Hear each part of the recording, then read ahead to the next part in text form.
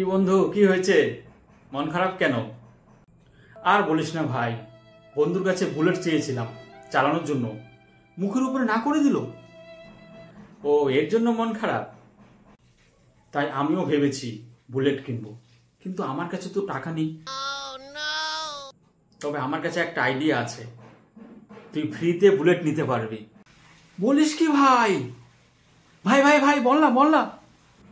আর এর জন্য তোকে বুলেট বানানোর বিভিন্ন র মেটেরিয়াল কোম্পানিগুলোতে ইনভেস্ট করতে হবে।